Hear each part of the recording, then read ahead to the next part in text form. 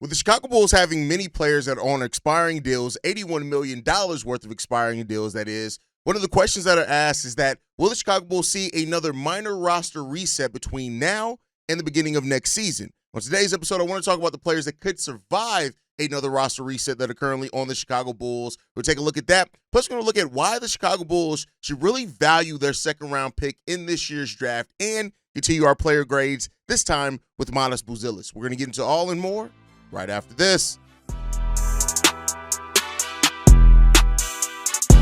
You are now tuned in to Chicago Bulls Central, your number one place for all Chicago Bulls news and content.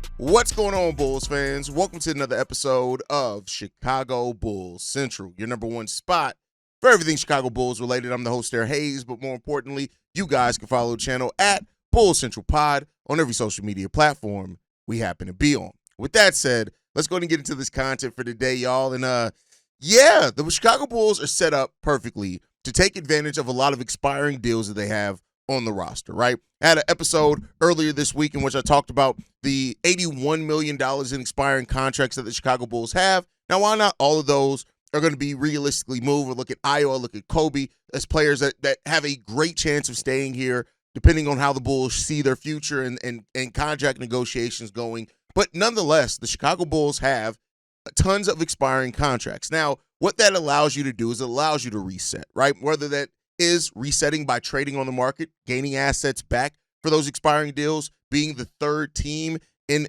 other trades to help facilitate other trades and gain assets back there, or just is naturally letting those contracts expire and then taking a look at where your roster stands, right? So when you look at that, what are some of the players that could survive another roster reset by the Chicago Bulls, right? I'm going to list these players out and the various different reasons on why I see them sticking it out. But again, for some of these guys, it's just that they have the chance to. It's not necessarily me saying that they are guaranteed to survive another roster reset. Number one is Modest Bouzelis, right? The player who I'm going to do a player grade on today, 20-year-old lottery pick who's shown tremendous potential when it comes down to it, right?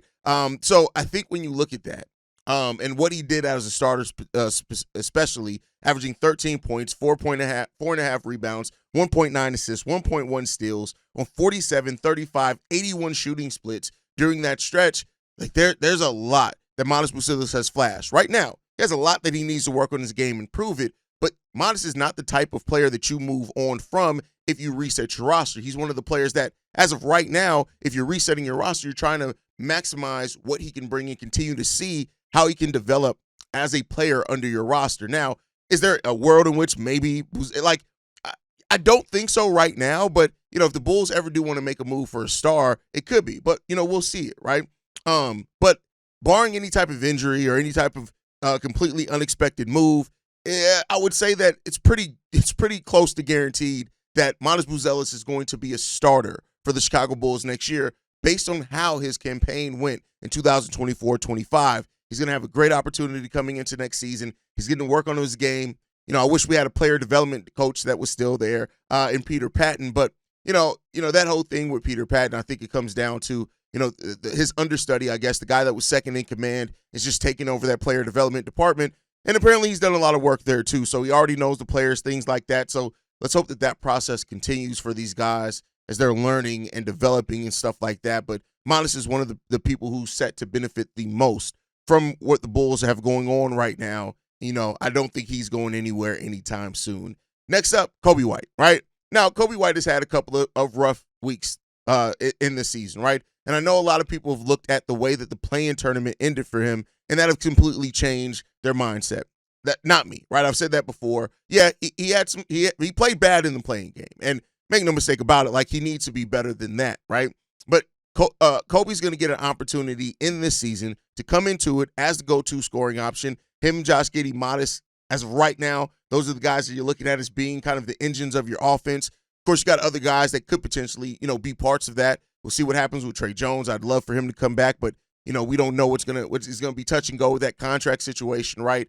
But Coby White, he was drafted by the Chicago Bulls. He grew here, right? He ended the season with his best season yet when it comes down to. You'd also look at him winning the Player of the Month award at 27.7 points per game through 15 games. It's not like it was one of those months where it was like 8 games played. That's a nice chunk of games, right, that was played there.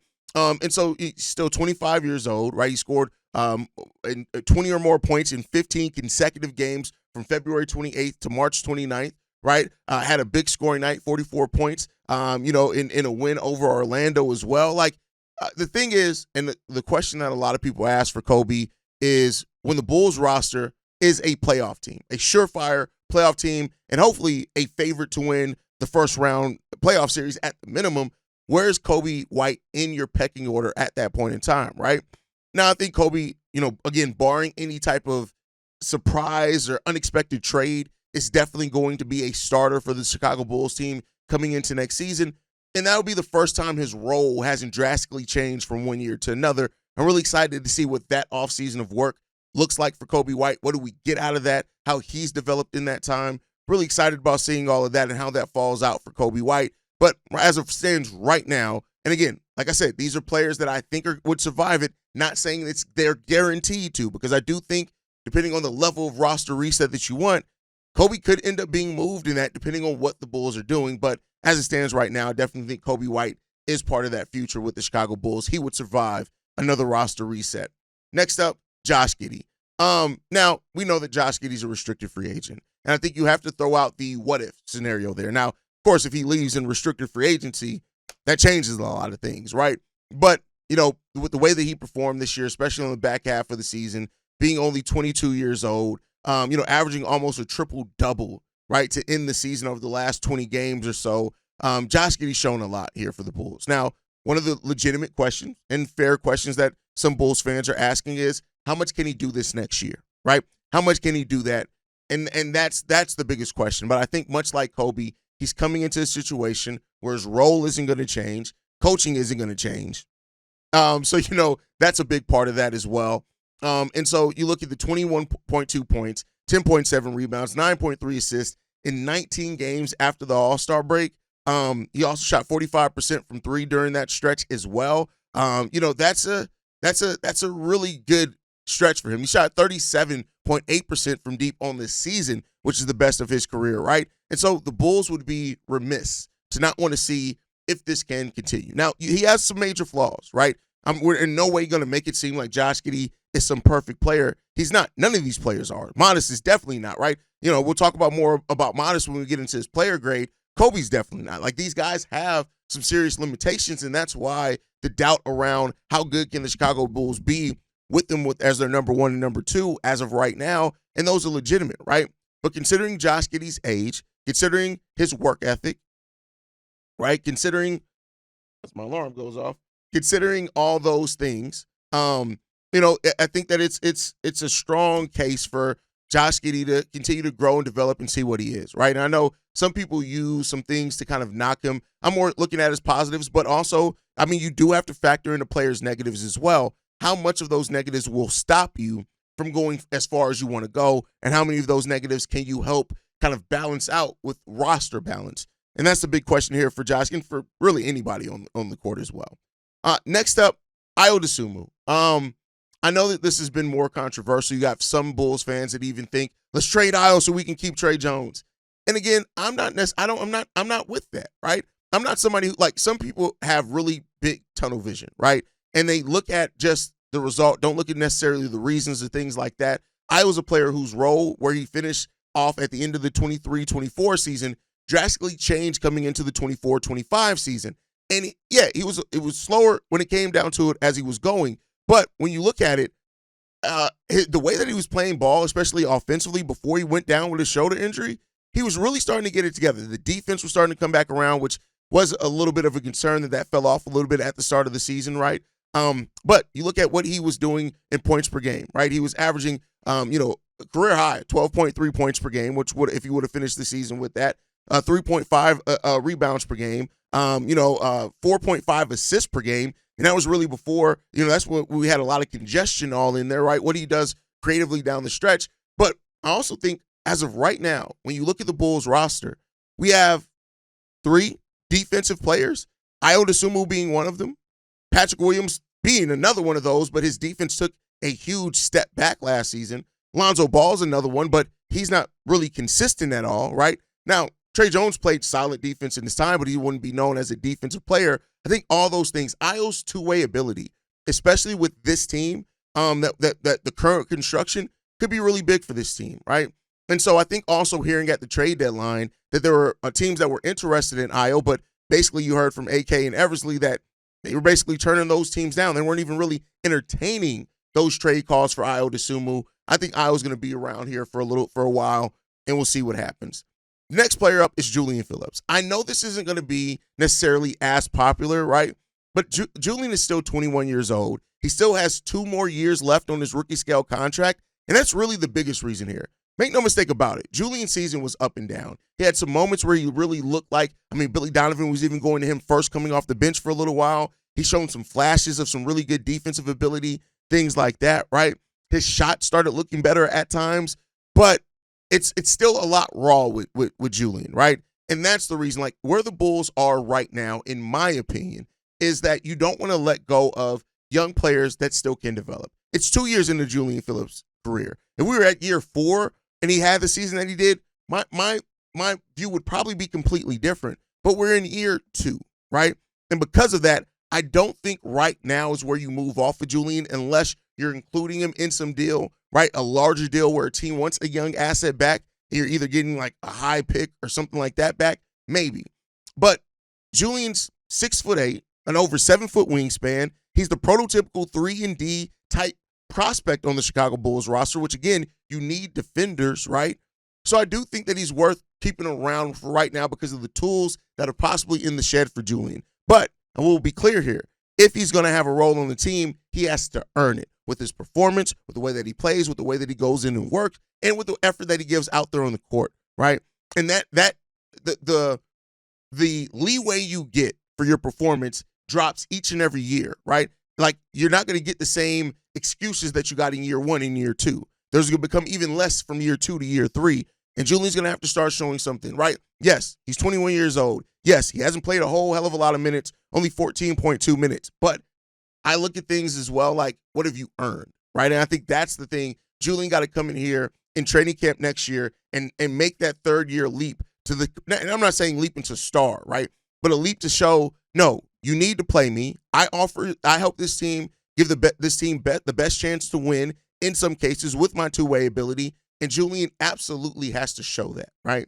But that's it. That's the list, right? And I know some people are going to say things, but Haize, we can't lose Kevin Huerter. Haize, we can't lose Zach Collins. Haize, but what about Lonzo Ball? Listen, those are really solid players. And I'm not saying that there can't be a world in which they stay with the Chicago Bulls. What I'm saying is they don't have a guaranteed spot. Depending on the moves that you can make as expiring contracts, you owe it to yourself and your franchise to look at what are you getting offered back for those guys. Hey, Kevin Huerter as a shooter, to be able to space the floor, a vet, could definitely help this Bulls team. But he can also help other teams. And what those other teams are willing to pay is the question there. And that can be said about anybody, but that's why those players aren't on my list, because if we go through another roster, a mini reset for this roster where we're going younger, because let's say we draft Derek Queen or whoever else, name your center, right? And the Bulls then look and say, all right, bet. What if we get a really good shooter in the second round and they want to open up some minutes for those guys? What with Ayo Dosunmu coming back in his growth? What if they need to do a lot of those things? So, listen, the Bulls should be open and listening to everything. I want to be clear here. But if you go through another reset where you're now trying to configure this roster better around what you have, right? Those are the players that I see sticking around. Yeah, I didn't mention Dalen Terry because, again, I just said it about Julian. Dalen's heading into year 4. I mean, he's shown himself to be able to be an NBA player, and I would love for him to develop here, but I can't say for certain that that's going to be the case, and he should stay. Same with Jalen Smith. Had a solid season when he played, but again, you never know. What are other teams going to offer you, right? That could be a trade chip. So that's where I sit on it. You guys can let me know how you feel and what you think down below. But with that said, let's get into the next thing, right? The Bulls have a second-round pick in this draft, and while we're making a lot about the first-round pick, number 12th overall, as it stands right now before the lottery, and we should, right? But when you really look at it, the Bulls have had some really big success in the second round. Julian Phillips 35th overall pick. I would say as of right now, I kind of want to see Julian more than our 4th overall pick in Patrick Williams, but he still has a lot left to show, right? One of the best second-round pick values in the league is Ayo Dosunmu, right? You look at what Ayo Dosunmu, he was the 38th overall pick by the Chicago Bulls as well. He leads all second-rounders since 2020 in minutes played and points scored, right? You look at what he did his rookie year, playing 77 games, right? Starting 40 in his rookie year. Averaged 10 points, 2.9 rebounds, and 3.3 assists for his career, right? I'm not here to say that it's world-beating or anything like that, but when you find value in the second round, that helps your draft look so much better. That's what the Bulls have an opportunity to do here, right? Especially with the depth in this draft. I know some people like Eco Bean say that this draft isn't deep. I think those are people that are more so just looking at the stat sheet, which can be kind of misleading in some cases in college, depending on how things shake out. But let's look at some of the players that have right now, in some of these mocks, are slated to go in the second round. Danny Wolf. Hell, if the Bulls had picked in the 20s, I wouldn't mind them picking Danny Wolf there. You can get Danny Wolf in the second round. That, again, I don't know what he's going to turn into, but that helps. Johnny Brome, right? Another guy that some people say that the Bulls, he has his fans here with the Chicago Bulls, but again, 6'10", 240 pounds. You can get that depth in the second round. I'm not mad at it at all. Micah Perry, another guy out of Georgetown, 6'7", 215 pounds, a senior, much like Ayo Dosunmu was. Tremendous value in the second round on what he has the ability to be as a two-way player. The 6'7", show really big improvement in that. He's athletic, he's versatile defensively, all those type of things. He stepped up as a shooter, some things that the Bulls could look at. 40% from 3 last year. I'm just saying, right? These are some guys that you can get in the second round of this draft. Ben Seraph, right? Another guy that I think could be really good value in the second round. Position is a question there, but when you find value in the second round of a draft, it just helps you, instead of having to pay the vet minimum, which could still be upwards of $7-8 million, if you could fill that spot with a second round pick that even in their first contract extension is probably going to get less than the vet minimum, you do that, right? That's where you want to try to find value at. So the Bulls right now, and where they're picking in the second round, yeah, it's 45, right? That's 15 picks into the second round of the draft, right? So you have your questions there on, is that value still going to be there? But don't overlook the value in the second round, especially if you're scouting really well, right? That's where you can find something. There's going to be a player that falls here. The question is, does that player fall low enough for the Bulls to get them? And are the Bulls scouting department on top of it enough to be able to get that, right? So listen, the 12th pick is going to be important. Of course, we're all hoping that it goes higher in the lottery. Let's hope that it does. But the value that could be there in the second round could be value that could pay off hugely for this Bulls team. And let's hope that they can get it done. But let me know what you guys think on that down below. Let's continue our player grades next, right? Modest Bouzelis. Modest Bouzelis. His season, man. The season that Modest had was a season of basically proof of concept is the way that I look at it, right? Modest came into the season initially, not getting a lot of minutes. A lot of Bulls fans looked at it and said, hey, what's going on with this young player that we just drafted? Number 11th overall. Why are we not playing this kid, right? And, Billy Donovan, Modest has said it himself. Billy Donovan had a plan, and it worked out, right? He started off in October, 5.6 minutes per game, right? Not very much at all. Then it went up to 12.9 points per game, where he averaged 12.9 minutes per game, where he averaged 5 points, shot the ball 39% from the field, 35% from 3.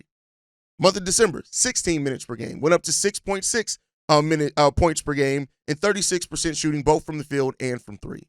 In January, 14 minutes a game played, 5.7 points on 47% shooting from the field, 39% shooting from 3. Then you get to the month of February, and that's where it all started coming together for our boy Modest Bouzelis. Now, prior to that, he had shown flashes. We've seen the defense. We've seen the shot blocking, right? We've seen some of the scoring ability, especially in transition. The month of February, his first full month starting, basically, 12.8 points on 50% shooting, 31% shooting from 3, 3.4 rebounds, 1.9 assists, right under a block per game as well. And that was when people started realizing, oh no, we may have us one. The month of March, 14 points per game, basically 13.7 on 10.9 shots per game, 46% from the field, 35% shooting from 3. That's where he averaged 1 block per game, 1.1 blocks per game to be exact, almost 5 rebounds. And then the month of April, 13 points per game, 5 rebounds, 1.7 assists, 1.1 steals, 1.4 blocks, 54% shooting from the field, 50% shooting from 3. Modest Bouzelis, what is a proof of why you invest and even why you add more as your rookie earns more, right? And then with the trade, that opened up some things. Patrick Williams, bad play on both sides of the ball, opened up some opportunity. But Modest Bouzelis made the most of that. And he continued to make the most of that as the season went on. And that's where it became important. That's where it became big. That's where the prospect of Modest Bouzelis and what he can turn into really started solidifying itself. Now, make no mistake, he has to be a more consistent shooter. He has to be a better on-ball defender. I've seen some people say, like, Modest is good defensively. He's not good defensively at all yet. There's no metric for that. Blocks don't make you good at on-ball or off-ball defense. It just means you're a solid rebound, weak side defender, and you have nice use of your hops, right? But Modest has a lot that he needs to grow from. But I would say this, and the thing that I said coming into this year is how effective can Modest Bouzelis be in how many areas of the game until he really learns to shoot consistently. And that's what we started to see this year.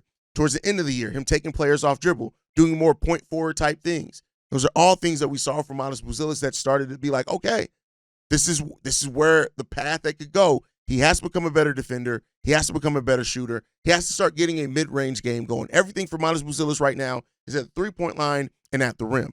Now, I would say with his ability to dribble, he can facsimilate a mid-range game by his ability to take players off the step to where they still have to guard him at all 3 levels.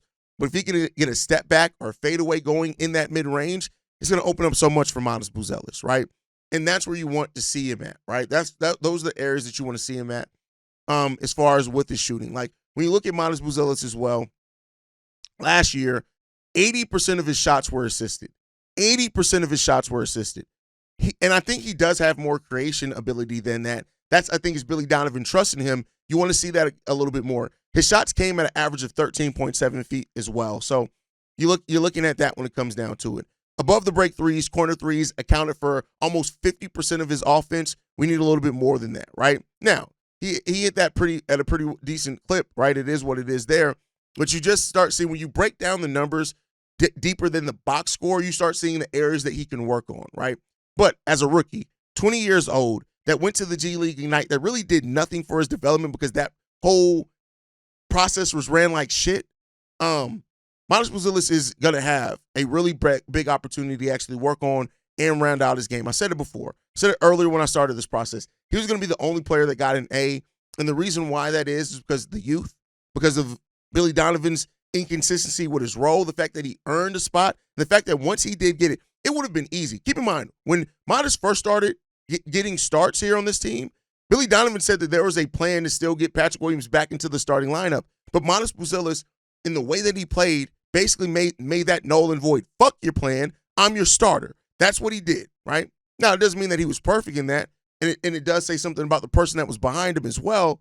But Modest Bouzelis has tremendous potential, and we got to see a little bit of all of that over the course of the season. The question is, how long is it going to be before he can bring that all together?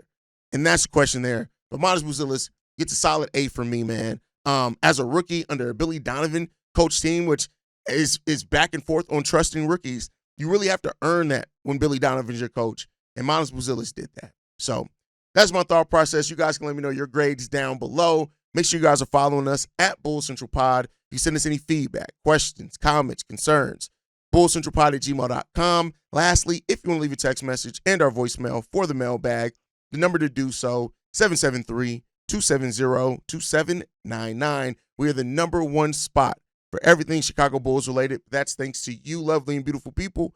And like I like to end every episode on, go Bulls. Love you guys. See you right if you can, y'all. Peace.